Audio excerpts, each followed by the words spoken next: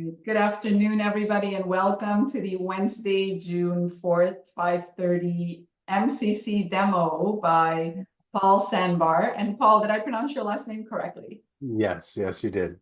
Paul Sandbar. Very excited for what you're about to bring. Before we get into all of that and give you a chance to introduce the details of what you're bringing for us here, I want to read a brief introduction of you, and then also give a little bit of guidance to the audience on what our expectations are and maybe some of the agreements that we want to establish for this session, as this will be a coaching demo. So about Paul. Paul is an ingenuity and leadership coach, coach supervisor, and hands-on visual thinking facilitator. Paul Sandbar's journey has been dedicated to the field of self-development and to affecting positive change through purposeful play, storytelling, and powerful conversations, initially as a psychotherapist and now as an ICF accredited master certified coach and an EMCC accredited coach supervisor. A thrice trained Lego Serious Play Methods trainer coach and member of the Mural Consultant Network, Paul developed his Liminal Spaces coaching framework to support his clients to think and reflect not only with words, but also with their eyes and hands, putting their imagination to work in both tactile and technological ways. Super exciting, Paul. Thank you so much for being here with us today. And for all of our audience, I just want to briefly, I'll keep it really brief. I know you've all heard this before, but we want to just establish some agreements for trust and safety, as this will be a coaching demo. We want to let you know that we are going to record the entire session, and we'll leave it up to the coach and the coachee at the conclusion based on how they feel about how the coaching meeting went, and whether they are comfortable for that to be shared subsequent to this live experience that we'll all be witnessing. And so there is a chance that the recording may not be made available if either the coach or coachee feels uncomfortable about that. And while you're welcome to take notes, we will not be allowing any AI transcription to come into the room for purposes of maintaining privacy of what is said. We want to thank Paul and his coachee, who is going to be joining us soon, for giving us their time. And there is the coachee now, so I'm going to let her in. And for the observers, this is an invitation for you to, subsequent to the coaching demo, to come in with any questions or curiosity that you may have based on your knowledge of the MCC bars or the PCC markers, or the competencies, ethics, anything related to the ICF standards that you either observe, didn't observe, are curious about, or questions you have for the coach or the coachee about how they experienced this coaching demo, how they might have done things differently, or how, from the coach's perspective, how he might have done things differently in the past at a different stage of his coaching journey. And what else do I need to say here? Yeah, I think we'll leave it at that. Any questions from anyone? No? And then with that, Paul, I'm going to hand it off to you. Wonderful, Shakti. Thank you so very much. Friends, I'm honored to have the opportunity to share a passion of mine, which is hands-on thinking, specifically coaching with hands-on thinking using emergent objects, specifically for today, Lego bricks, and also because more than likely only one of us here has Lego bricks. If you did perchance bring Valeska, wonderful. I may have you build a little bit towards the end, build a reflection. I will get into that in a moment. That said, potentially, more than likely, most of you do not have Lego bricks. That's okay, because we will be engaging in some experiential activities actually right at the beginning of our time today. So in just a moment, I'm gonna I'm going to ask that somebody, some brave person comes on and has a very brief discussion with me. It'll make more sense in just a moment. A bit more about today. After we do that activity, I'm going to share a little bit more about the theory and the practice and the research that's involved with hands-on thinking, specifically the wisdom of our embodied cognition. If any of us do any sort of somatic work, wherever we are in our coaching journey, honoring what is happening from the neck down. Of course, from the neck up is really important, but honoring what is happening from the neck down, we know that there are tremendous amounts of insights that can come when we're curious about what that the rest of our brain, the brain that exists beneath our neck, has to, or at least the mind has to think about this. I also just want to make a small note. I am getting over some illness, so I do apologize. While this is probably the first time you've heard my voice, it definitely is a little raspy today. And if I have to go on mute to sneeze or something like that, I apologize. Hopefully that won't happen during the course of the demo session. So I am going to share my screen. As I said, this is quite an experiential time. Of course, the demo, that'll be an experience for Lubna and I, and in the rest, there will be opportunities for all of you to engage. And so what are you seeing right now? You are seeing a mural digital whiteboard, and um, just like any whiteboard, it starts off very blank. I have created our learning journey for us today. I got into digital whiteboards around March or April of 2020. I used them quite a bit beforehand. And then, of course, around March or April of 2020, people stopped wanting to play with my toys. And so I had to find a digital toy to play with. This just happened to be the one that I landed on. Also, what the reason why we're starting from this view, this we'll say it, this is the 30,000 foot view, right? We know in coaching, so much of the work is about being able to step back and look at the system, potentially from a dissociated view or from a view with cognitive diffusion, so that we can be a bit separated from what is happening, maybe the feelings, the sensations that are going on, so we can look at the situation. And also, it's important to get all the way down to the ground floor so that we can be associated into what might be happening, potentially the system or what we might be noticing. And so I share these two different ways we can look at this whiteboard in the same way. And so welcome to our session, Coaching with Hands-on Thinking. This bottom question, I would love it if one of you were to come off of mute in just a moment. I will get to the next slide. To come off of mute and help me respond to that question. What does great coaching look like? So the sub questions might be, what symbols might you see? What size might the symbols be? Maybe what color could they be?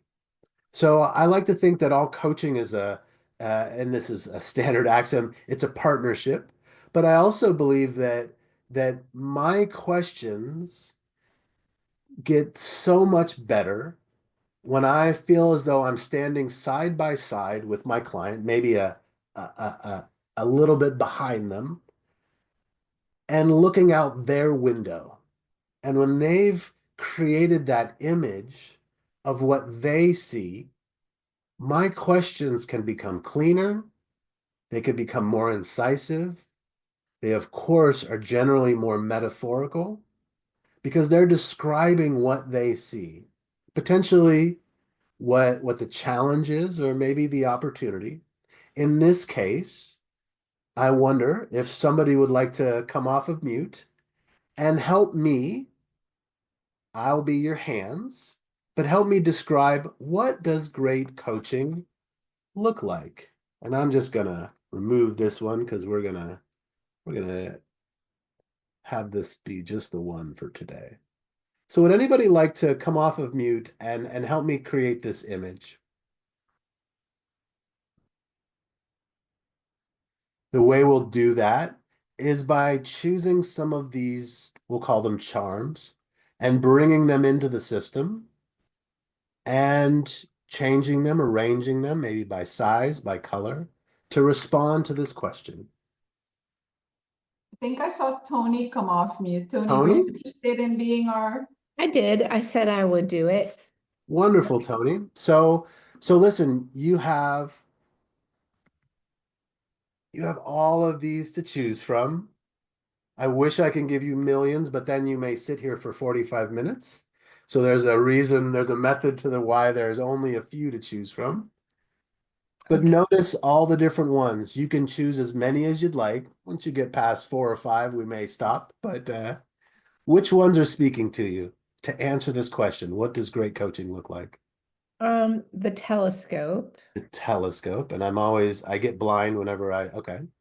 I'm bringing it in. We'll move them around and find the colors in a moment. But Okay. what else? I think the puzzle piece, Okay. the eye. Okay. Um, mm, We don't need to force it. We can that's a come back. hard one. Maybe the directional sign. The directional sign. Sure. And Let's then, start here. Oh, I'm okay. sorry. Did you have another one? Oh, I kind of love butterflies, so Yeah, butterfly. I love butterflies too. So we'll start here. We'll take a moment to pan back and see if there's any others that are speaking to you. So what I want you to do is consider this box to be the window that we're looking out together.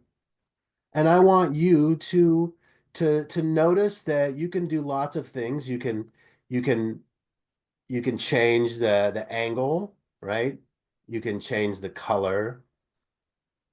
You can even duplicate them if you'd like, considering we have 2 eyes here. And of course, you can change the size. So I'm your hands here. If you can tell me which one to move first and where does it go? What does great coaching look like? I think I would start with the telescope. Okay. I'd probably put it maybe at the top. At the top middle? Yeah, the top middle. Okay. Um, And is the color and size correct for you? I might, yeah, I think the size is okay. I would make it colorful though. I would probably make it bright. Right. We're talking like that bright? Sure. That's Okay. good. All right. Okay. What else? I think the direction is the next one that I would put in order. Maybe yeah, it could go there or it could go over where the puzzle piece is. Okay. You tell me. We're creating this. I'm just your hands here. Okay, yeah, that's good. Okay. Um, and then I would put the eye in the middle. Okay. Right in the middle? Yeah, and the puzzle piece I would change with the butterfly, and the butterfly would, yeah, I would Okay. just use that. Yeah, I gotcha. Okay. Okay, so I'm seeing some things lining up here. Is that kind Yeah, of how you'd like it? yeah. And And then then yeah, colors. If you the butterfly I would make like super pink or blue. Probably, yeah, that's great. it's a butterfly, so we're gonna have a little fun with it. Yeah, How about that? that's beautiful. Okay. And then Um, I know the direction is mostly, I mean, it to me it symbolizes kind of which way do we want to go. mhm. Um, so I Change any of the other colors? don't know what color I would make the direction. Maybe I don't know that you can do the top in one color and the bottom in another, but I can't, but I love where you're going with this. And If you tell us, I might make some magic and do something real quick, but go ahead and tell me the colors that you'd like. I think really it's I don't know, maybe it's red and blue or black and white. Red Right. and blue or black and white? Red and blue. Red and blue. Okay. Yeah. Oh, look at you go. Not my first rodeo. Is this is that in the right is red then blue? Is that how it works for Yeah, your mind's eye? Great. that's great. Okay. And then I think the puzzle piece, I would, if you could add like sparkles to it. Yeah, sparkles. I can't do sparkles, but Okay, I good. can but yeah, I can do a nice translucent blue if that's okay. That's great. Okay. Um, and I think I'm fine with the eye, or maybe we could shade it down. It looks a little stark, so So maybe just do a little gray for it. yeah, maybe. Okay. All right. So tell us the story. What does great coaching look like? Well, I picked these icons because I thought the telescope was kind of looking both outside and inside the coachee, right? The Hmm. coachee kind of looks inside, and the coach is maybe their partner. So there's some navigation there, some kind of stargazing, some thinking about bold goals, and um, so that's where I came up with that. And so once that's those kind of big goals and big things are identified, then the directional sign is kind of which way do you want to take this? Mm. Um, and then there's always this I that is always actively present, just being there, listening, always hearing what is said and what isn't. So I guess I could have put an ear there, but I put the eye instead. And then the puzzle is the coachee actually kind of finding that those pieces that are starting to fit, right? Um, and that's almost where the magic happens for them. And then the butterfly is, they've reached their goals and they have moved on to maybe that next step, that next place that they want to go to. So that is what I saw when I put all those things together. Yeah. What do you notice about the Gestalt, the whole of this? I think a lot of it is very directional in some Mm. ways. Puzzles go a certain way, they fit in a certain way, directions are right or left or up or down or sideways. And the telescope is directional in that I'm trying to find myself in a better place, Mm. whatever that place is. Yeah. So how'd you do? How does this feel for you? Oh, you know what? It feels real. I mean, I love this exercise, and what I feel is that you could probably take a lot of different icons and do something maybe maybe not exactly the directional piece, but in a way that also speaks to, what you're doing. So Yeah. it speaks to me. Wonderful. Thank you. Thank you. Thank you, Tony. Thank you for Thank allowing me to engage with you. We'll celebrate you here. you. Thanks. All right.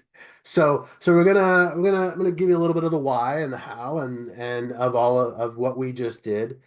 And really, this is while this is a static image in this, coaching is about having the client tell you what they see, but then the next question, maybe not this question, but the next question is, well, what would you like to see by the end of the session? How would you like for it to look differently?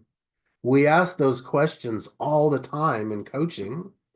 It's just a little bit different when we can actually see what the client is seeing. So let's get a little bit deeper into this. And Lubna, I'm gonna ask you some questions in just a few moments, Lubna. So what have we created so far? What I like to call it is emergent objects. And emergent objects, I taken three different parts to this Venn of what an emergent object might be. One, it, it's it's handmade. Well, it's digital here. We still used, at least in this case, my hands. At the end of our time today, I'm going to invite you all into the mural, and you'll be able to use your hands to engage and build an artifact.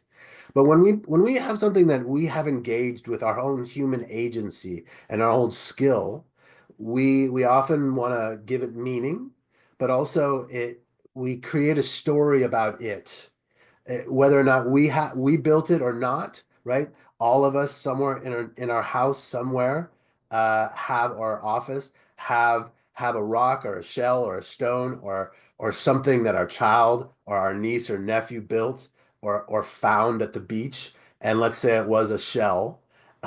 The moment before my niece gave me that shell, it was one of a bazillion shells in the ocean.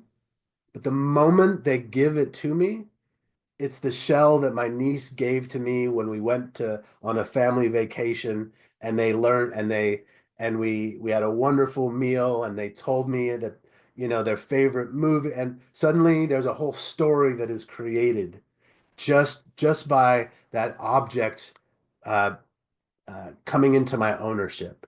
Even more so, when we create it, we even have more meaning to it because we created it with our agency. Also, we have this notion of a transitional object. We may hear that if we've in any sort of developmental psychology class. Similarly, transitional objects are objects that happen with us throughout our entire life. Yes, they're more prominent when we are small children, a blanket or a stuffed animal, but we all have transitional objects that help us move from where we are to where we want to go. The objects help ground us. They become what we refer to in psychology as anchors. What is a psychological anchor? It's something that grounds us. It allows us, it creates some sort of external response to an internal sensation, right? I happen to wear a wristband. People ask me, why do you always wear a wristband? I jokingly sometimes will say it's a tattoo I can take off. But really, what is a tattoo? It's a representation of a story or a moment, a markation in my life that I cannot represent by you just seeing me because it happened inside of me or it happened in an experience from the past.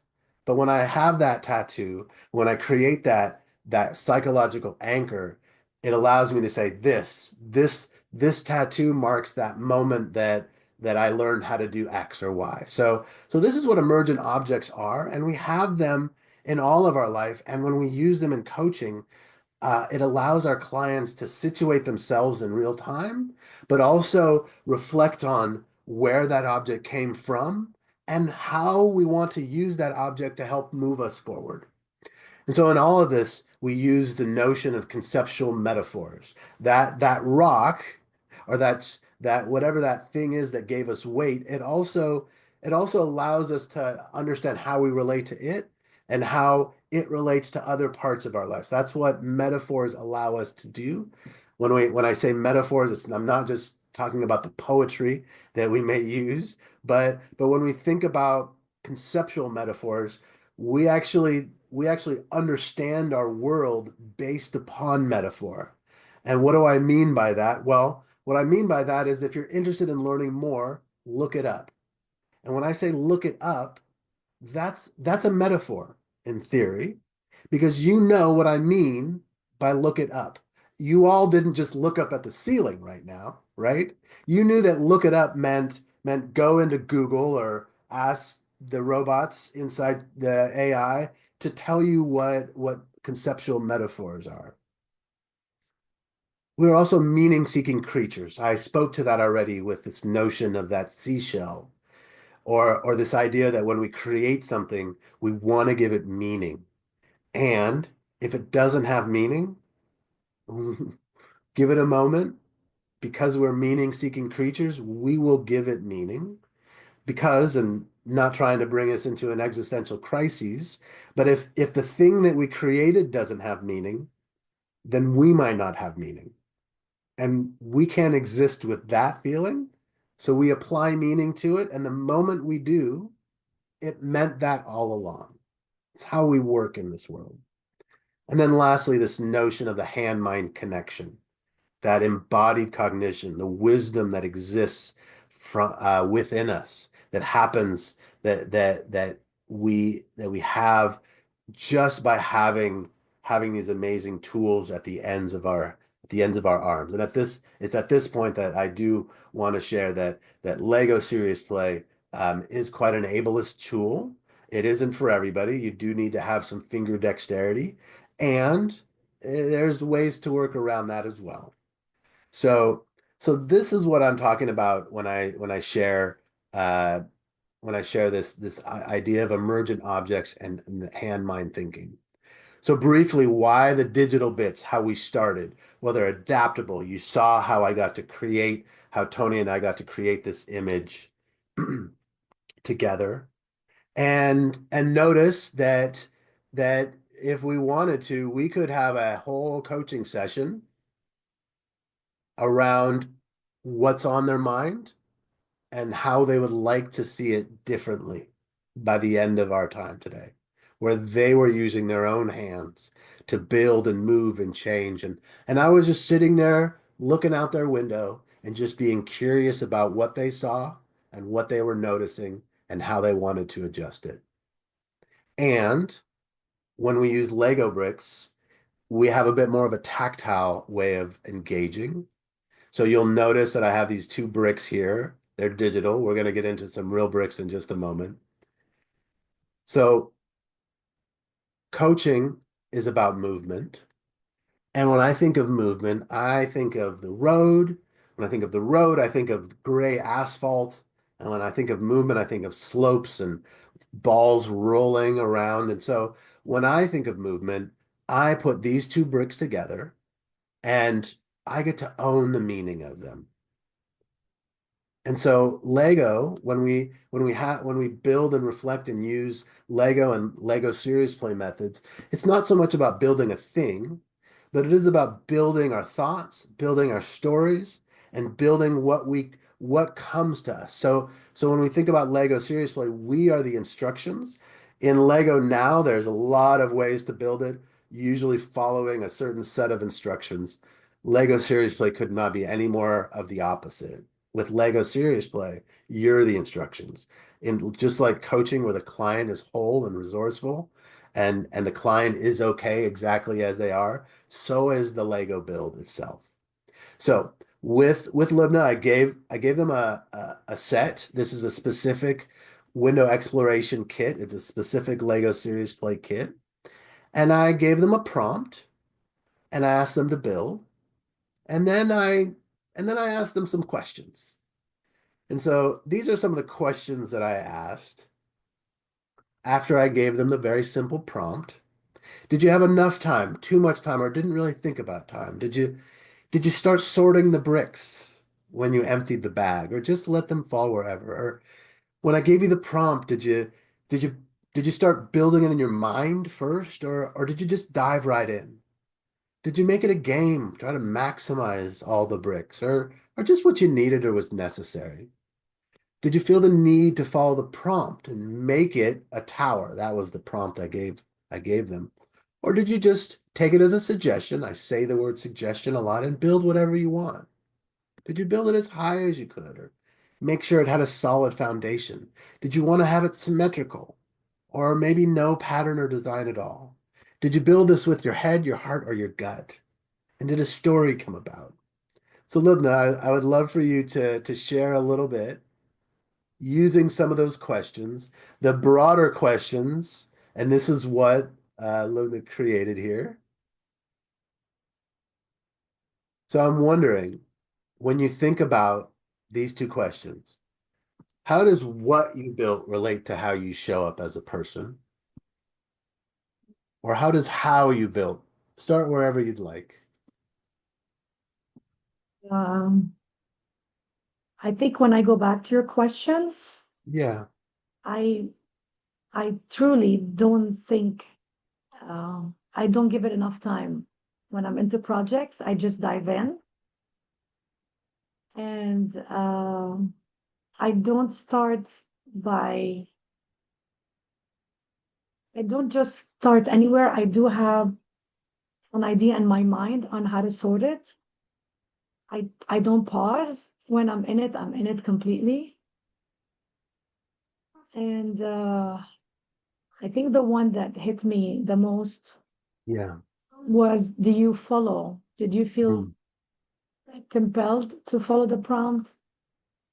In when I'm leading, I don't, but if someone else is leading, I'm a pleaser and I do follow the prompts. So I did follow the prompts. I was trying to get you to a tower, to see a tower. This was a Mm. tower. It's And I thank you for that. And of course, you know, I when we do this, I say the word suggestion at least 7 times.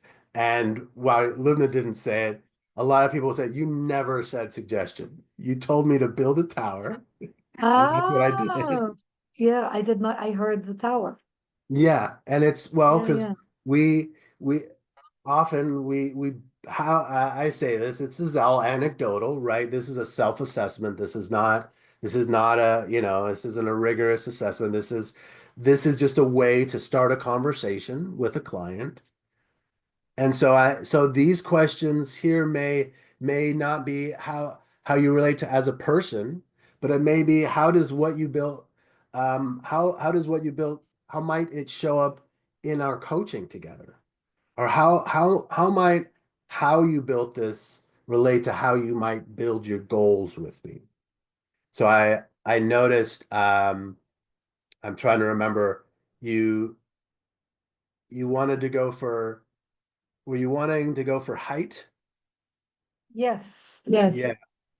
So how does going for height, how does that if we were to start coaching together, how does wanting to build height or wanting to have something be tall, how might that show up in our work together?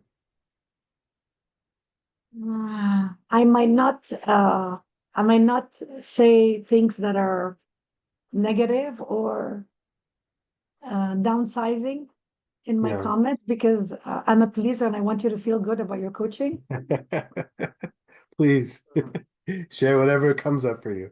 This is Yeah, for everybody here today too, as well. Yeah. yeah. So, But I so would some, do that because the pleaser in me shows up a lot in my coaching as well. yeah. So sometimes, and Linda, we're going to get into your coaching session in just a moment. So sometimes, somebody will build something that is really low and sturdy and very symmetrical.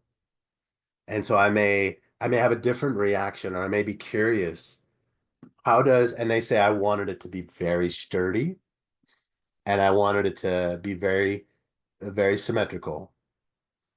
And so I might say, well, how might that show up when you build your goals? So I might take that as really make sure that the client knows that the client feels very sturdy about where they're going and also is symmetrical. I without attachment, but it is symmetrical important in this goal? Or how might wanting something to fit just right get in the way of achieving this goal? And so this is an opportunity, whereas we just built, and yes, this is play, but this would be the more serious side of the serious play. It's an opportunity to understand how the client may construct their work with us. So for time's sake, we're gonna get into the coaching in just a moment. We will have Tony. Let's take one question now, but we're gonna go into a breakout after the demo, and you can come with other questions. But Tony, please, yes. Is there always a relationship between, like, for example, that symmetrical, sturdy, is there always an association with how I show up, or how the coachee wants to learn? Um, Always a connection, or so absolutely not. But the connection that is made is, hey, I noticed that you built your tower like this. Is that how you may also show up in our work together? And they get to go, absolutely not. I'm going to show up like this. There is no, there is no right or wrong. This is like every assessment or like every question. This isn't an assessment. This is a self-reported activity where we get to have a conversation where the client gets to talk about it rather than themselves and relate to it by showing us how they may show up or how they may not show up. And so this isn't a right or wrong. This just is, but it's also a wonderful way to get to know and to learn about them using this as a vehicle where sometimes and I'm a big fan of assessments, of psychometric assessments, right?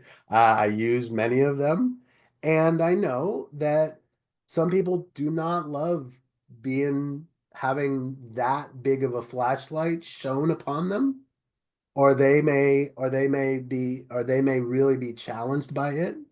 But in this case, they get to own all of the meaning. And in that first coaching session, I'm just trying to understand how they construct their world, how it may show up in our work together. And what better way than to use something that is outside of themselves that they get to decide the meaning of. What do I mean by that is that these questions we can ask them without bricks. But when we have these psychological anchors, when we have this to anchor us and show us what we mean, I as a coach can refer back to it, but we can also use it as a way for them to explain to us how they may or how they may not show up in this work. And so it isn't a right or wrong, it just is. But like all the work we do, unless we are brave to ask, we will never know. got it. Thank you so much. Yeah, That's very thank you. Yeah. Okay. Um, so Lumna, we're going to start in about 3 minutes. I refer to Lego Serious Play is a one-to-many tool. It's an organizational development tool created by the people at Lego many years ago. I use it for teams and organizations. I go into companies. I train people in it as well. And my passion is the more intimate one-on-one coaching work coming from my years as a psychotherapist. I just love the one-on-one conversations and what could come about from it. And I created this framework, this one-on-one framework, based upon Lego Serious Play methods and taking from quite a bit of my experience as a humanistic therapist and from my passion around hands-on thinking. So I refer to it as the liminal spaces framework. Why? Well, limins means threshold. Liminality, it is a psychological term for transitioning across boundaries or borders. A liminal space is any place of entering or beginning. But think of it this way. all great coaching, a liminal space is created. What do I mean by that? In all great coaching, a client comes in and tells us what's on their mind. A challenge, an opportunity, a dilemma, a decision, a conversation they need to have. They're misaligned or incongruent, but not terribly, but just a little bit not exactly how they would like to be. And then we contract around what if. And when we have that formed contract, a liminal space is born. That space between what is and what if. All great coaching has that. It just so happens that when we can construct it and make it visual and visceral, we can actually see the liminal space. And we can be curious about what's happening between what is and what if. And friends, it never looks exactly like this. Every coaching framework, we show you the default, the perfect state, and nothing is perfect, especially not coaching. And a client will come in and tell us what is on their mind, and we'll contract around, well, how would you like for it to be by the end of our time today? And when that is made, that liminal space is born. And it's all data. And so this red brick may mean fear for them. And so when we get into after we contracted, I may be curious. I may say, that fear that you mentioned, where is it exactly between where you are and where you want to go? And could you actually move it to represent that? And if they place it here, that gives me a different data point than if they place it here.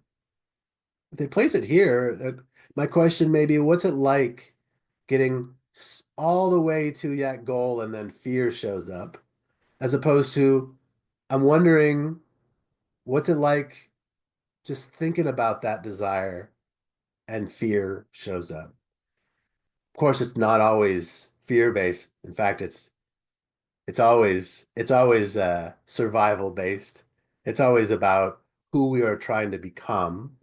And so it may not be an emotion, or it could be a value or a belief. That integrity. I heard you talking about integrity. Can you find integrity and bring it into the space? Where does integrity need to be to help you get to where you want to go? So when we build in this way,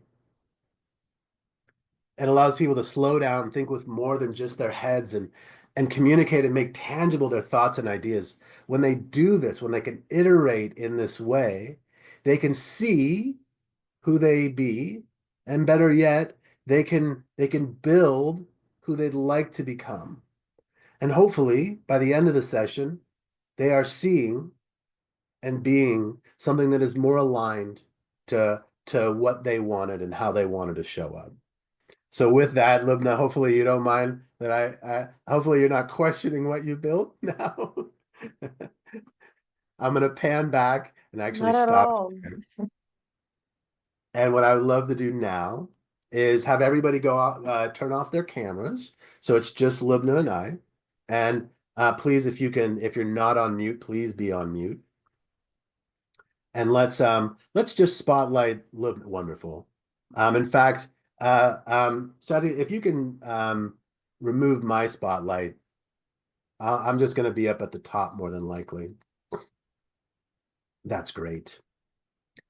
So Linda, we're gonna get into this coaching session. We're gonna have a brief session where we're a few minutes behind. I got a bit talkative. I get excited when I do this, and I want to give space for everybody else to share.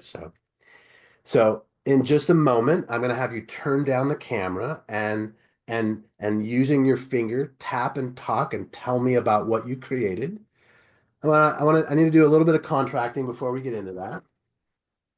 So do you have your other bricks handy? Or if you Yes. used all your bricks, okay, make sure they're handy there. Those are your other thoughts and ideas, right? So I encourage you to think about what you built as a physical representation of your thoughts, feelings, and ideas. So coaching is about playing with our thoughts and ideas, bringing one in, removing it. So if you feel inclined at any time to add, remove, I see you adding something now. I may ask you. No, that's great. Um, please do so. And if you move it and it doesn't feel right, you'll know.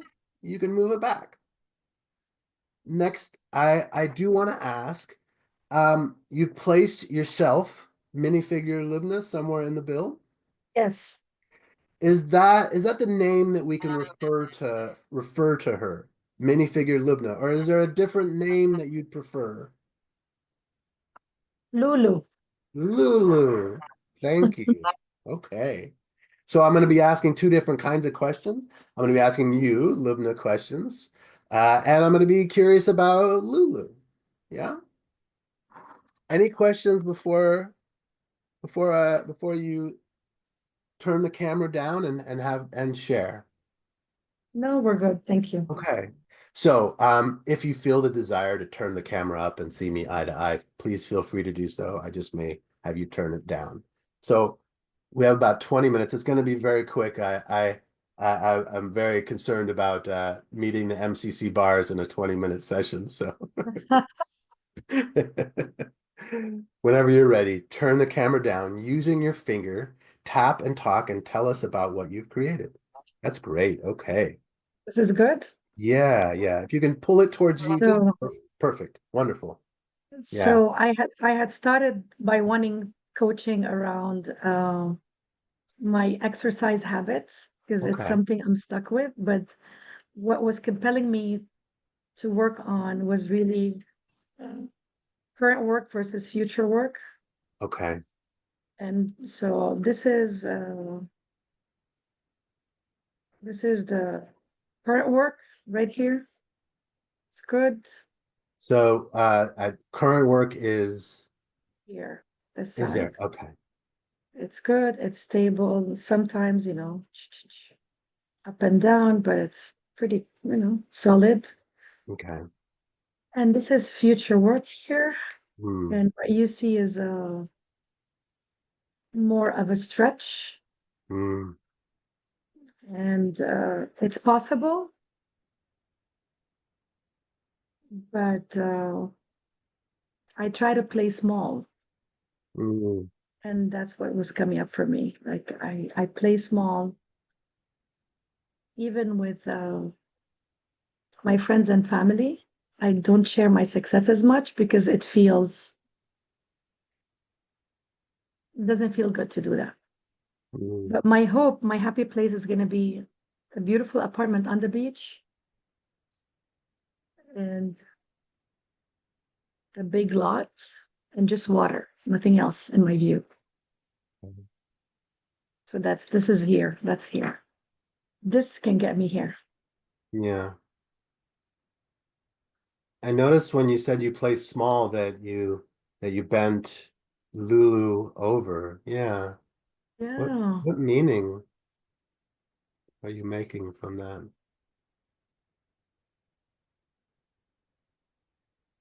I think I've learned as a survivor to get away from trouble is to play small. Hmm. That's what's coming up for me, unfortunately. So you get away from trouble if you just pretended not to see what you see. Yeah.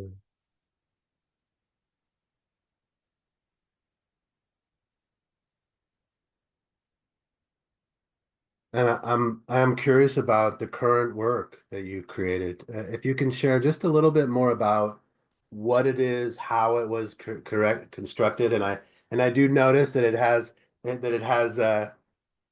shifted a few times. Yeah.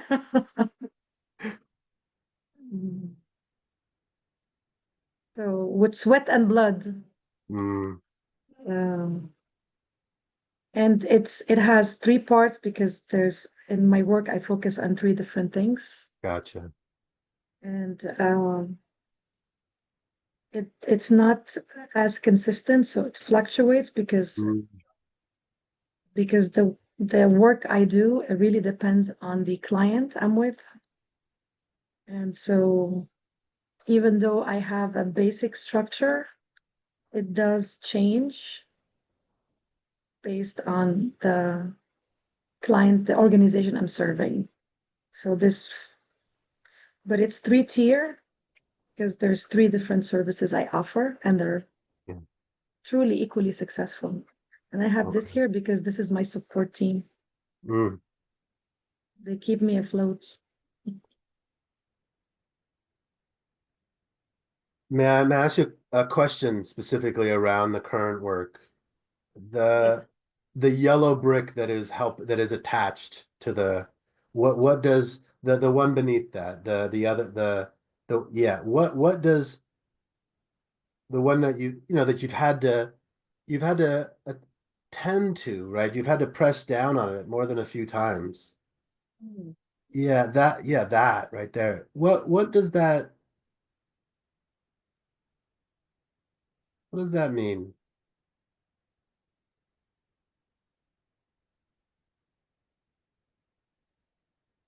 Overly stretched. Hmm. Feeling that it's a lot, and for some reason, um,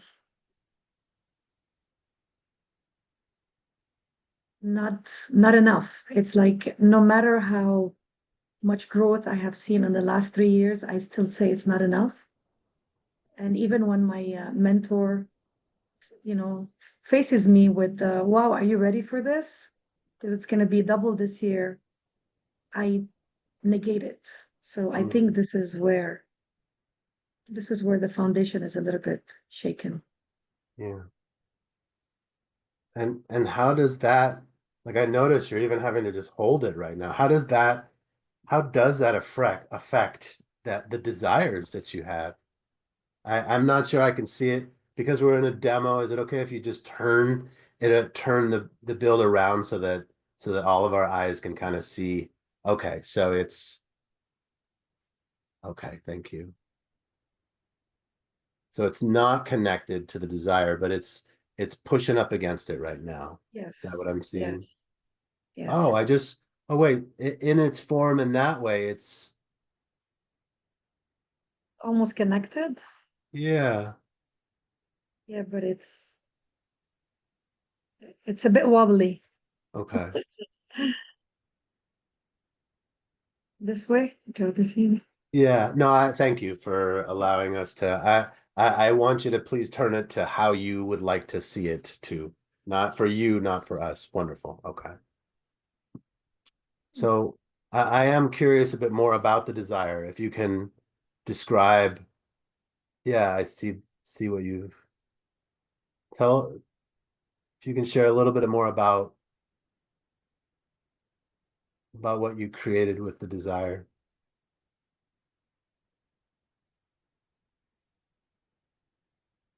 I think what I wanted to create is uh, larger projects, less work, less. So I'm in like in here. I'm in the observation tower. I'm watching what's happening, but it's going smooth, and there's Mm. not too much up and down like here with the Mm. stairs. So less running around, I guess. More of a flat, ongoing process.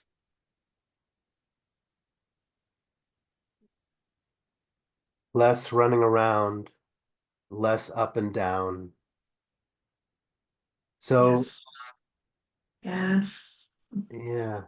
Oh, what's 2 what's that? flags instead of 1. What's happening for you right now?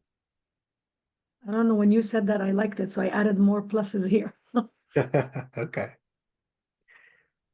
So in our brief time together, I'm curious as you see what you've created and you see how you've built it and what you've shared about Lulu, what is the Gestalt, the artifact, the whole of it, or maybe a part of it? What is it asking of you to reflect on deeper in the rest of our brief time together today?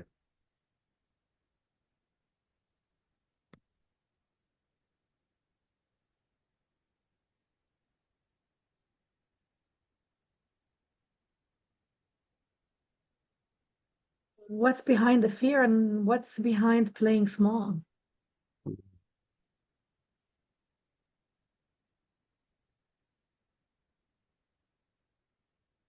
Like even when I have a big contract, I choose not to share it, even with people that would be happy for me, because I feel that I'm making them feel smaller because I'm growing.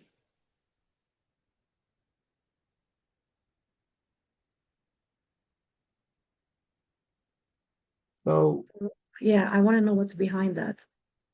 yeah. And maybe I need to think about that more. Like, what is it? What's the fear? Yeah. Without knowing what's behind it, Okay. I'm if I could ask you to take a few moments to change what you have created so that you can see a little bit more of how you would like to show up. The opposite of playing small, whatever that means for you. And take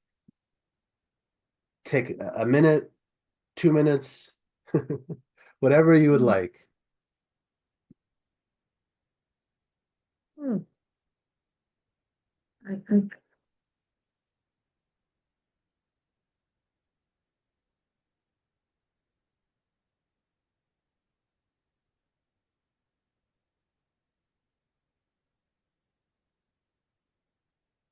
these eyes here, Mm, they'll be outside. They'll be mm, less, yeah.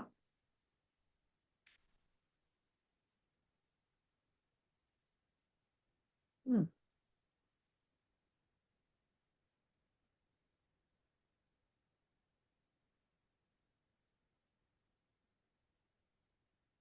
mm. I'll hold the torch. I don't know if you can see this, but Yeah, yeah.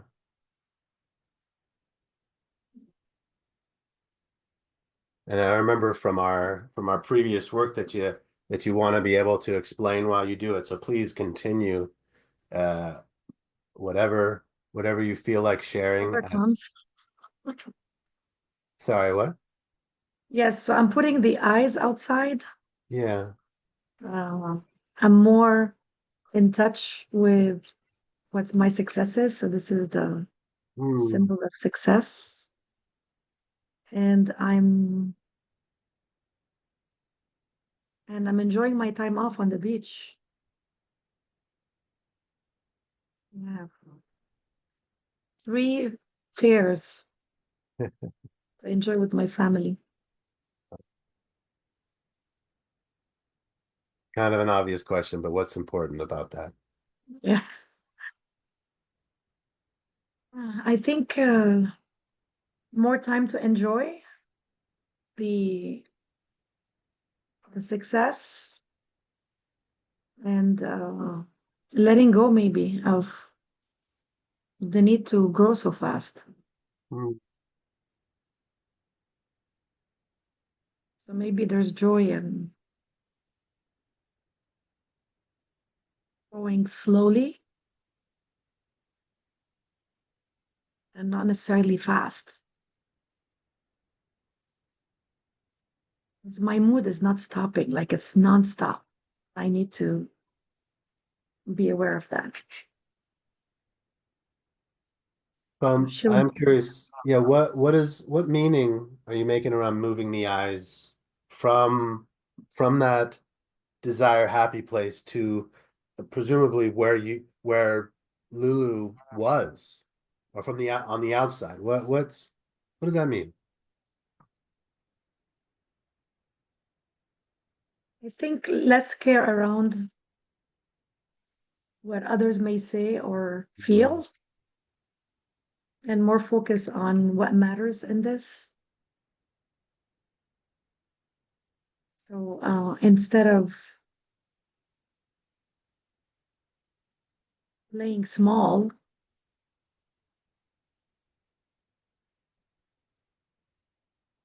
just be me. I don't know how to do that, but yes, just be me instead. It feels easier to play small. Can I share what I notice? Yes, please. Yeah, Lulu, when Lubna was sharing about Lulu, and we bent her over to play small, she got smaller, but she's even smaller now that she's seated. But I'm Mm. wondering what's the difference for Lulu that is seated? Mm. It was like to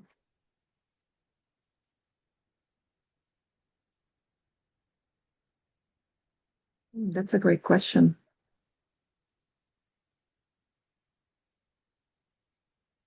Is more at ease, more rest.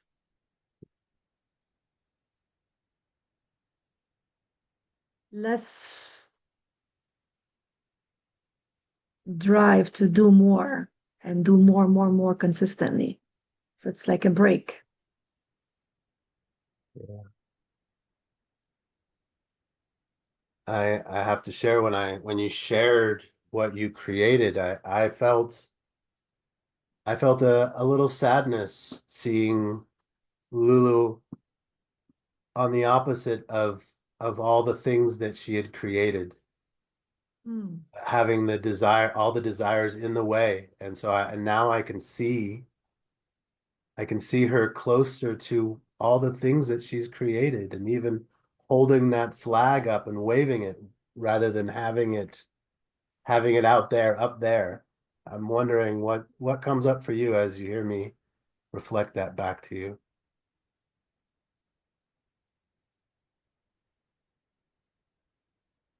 I agree with you. It's I'm in it instead of just being outside of it. Um, I'm actually seeing and enjoying the result that I want right here and enjoying the success instead of hiding it. So this notion of wanting to get away from playing small, and whatever it is that you've created now, I am curious, how might you begin to create outside of this what you have created before us? What might that begin to look or feel like? Hmm.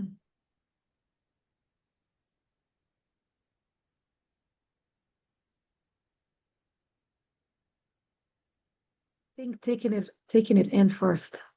Sure. Maybe Mhm. Lulu knows. Yeah. Ask her. Yeah. Lulu, what would you say to Lubna right now? What might Lulu say?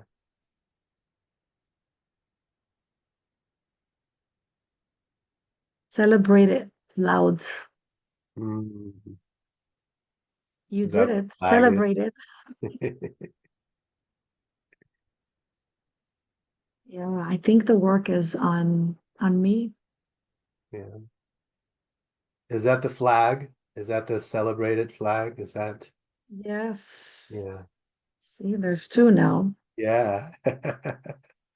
So we have just a moment remaining. I am curious, and I realize we've had a very short amount of time, but where might you find that flag, or how might you take that flag with you as you leave here today?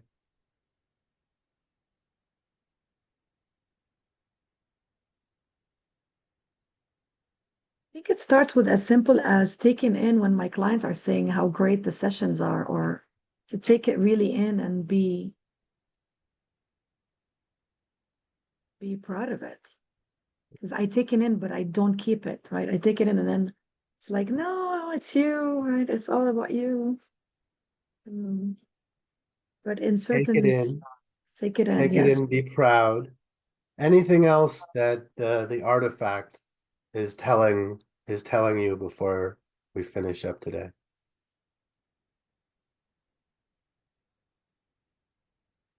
I think, do I really need to share? Like, why am I feeling that I'm hiding or not hiding? Is there even a need for me to share? Why do I feel compelled to wanting to share or not share? That question is the one hunting me right now. Okay. Maybe we'll continue the build in the future. Yeah, is that okay? Yes, absolutely. Thank you. Thank Yeah, you. if you want to yeah, thank you. If you want to turn the camera up, what anything else you're taking away from our time today? Learning, remembering. I think the idea of touch and play really is phenomenal. I felt less compelled to force myself to think and more compelled to look at the big picture, like to really look at what's happening. That was beautiful. Wonderful. Thank you. So wonderful. Thank you so much. Let's all give a quiet hand to Libna. Thank you so much for sharing of yourself, allowing us to not just hear and feel you, but also see you. It is very vulnerable to be able to do it, and also because it exists outside of you, sometimes we can allow the vulnerability in a bit more because it's not fully inside of you. Yeah. So what I would like to do now is go into very short breakouts. Maybe 8 or so minutes. So we have about 10 minutes remaining for a discussion. We have a small group, so we have a nicely sized group. So Shakti, is that okay to do? I can do it. Yeah, you wanted to do tryouts, you said, right? Yeah. Two to three is fine. And Thank really, we can jump right in now, but it's always nice to do some quick triads or pairs. So Are there some specific I'm gonna post some questions here right now. Yeah. and Lubna, are you staying in the main room or how would we like to? What Paul, what do you think is best for Lubna to start things? Let's have Lubna and I stay out so that so the questions are a bit more reflective as opposed to the process. And so I'm putting this in chat as well. What did you notice? What worked well? What didn't work? What questions do you have?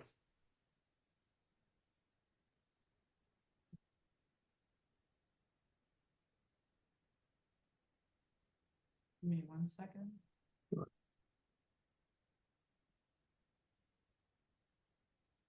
I apologize. This is not working here.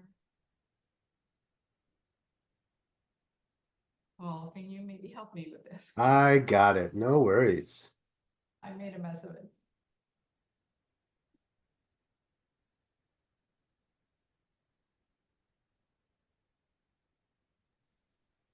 Shakti, maybe pause the recording as well. Yeah, once we thank you for that. All right. Often. Okay, I'll repeat the question. So because of the recording, I was curious about how often you use the parts, the building process hands-on Yeah. Every session that you have with your clients, or No. on at the beginning, as you said, as you mentioned, to understand where the client is and where he wants to go? Yeah, great question. Sorry, cutting you off for time. Yes, no, absolutely not. In fact, I get asked this every time I run my training in this. People ask, "Do you do this every session?" And I say, "Absolutely not." If a client wanted to use Lego every single session, I would be a bit weirded out by that.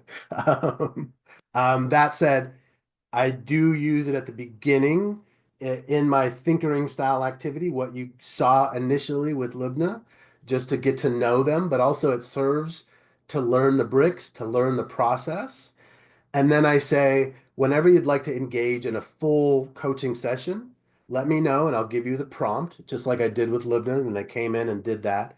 And then at the end of the session, I say, was that valuable? Is that something you'd like to use in the future? And if they say yes, then I say, wonderful, have those bricks nearby in our work together. If at any point in time you feel like using them, like maybe we're talking about a value that's coming up and how to, a value in action, it's hard to discern sometimes. We can talk about values, but seeing them and feeling them, sometimes it's harder.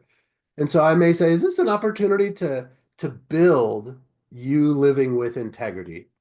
Or maybe let's get less theoretical and more procedural.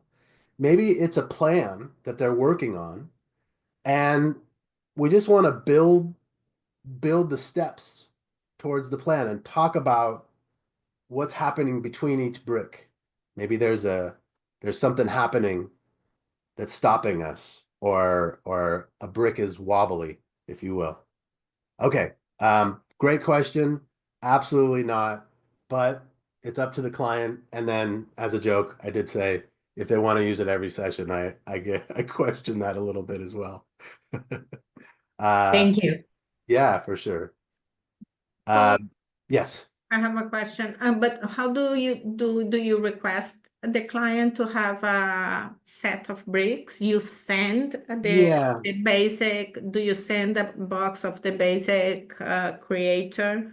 So Libna is holding up I've curated a specific kit that is very easily domestically, very easily mailable. That's a window exploration kit. It's a specific Lego Serious Play kit. And then because coaching is a directional conversation, it's a rectangular plate. And then I also have this added turntable, but that's really it. And my cost is about $8. And then to mail it domestically is about another $5. And so that's just not part of my coaching engagement. And in the chemistry call, or what tools, what do you use? And I say I facilitate conversations with Lego. Is that something that you may be interested in? And if their eyes light up, usually I'm sending a kit, and sometimes there's no expression and I just drop it and we never bring it up. But yeah. It's a specific curated kit, and I'm happy to share more about that.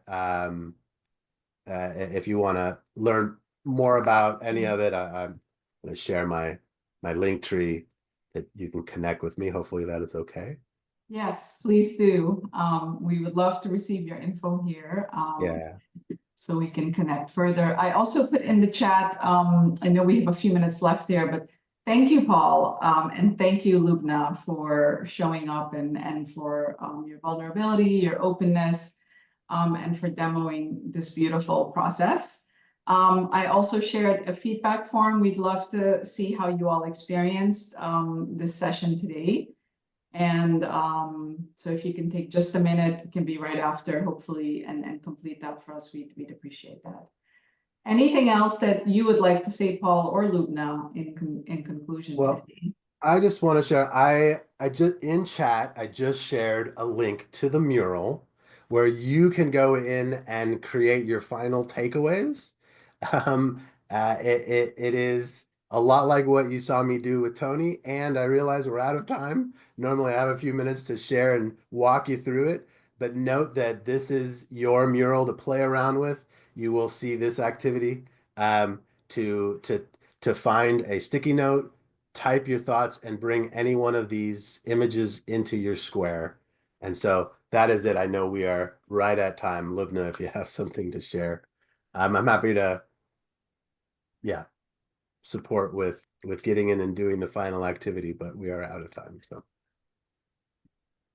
Well, thank you. This was very helpful. We appreciate your time. And I was telling Paul that looking at it from I'm watching what I'm thinking or I'm watching what I'm feeling creates a totally different new experience. So it is powerful. So thank you.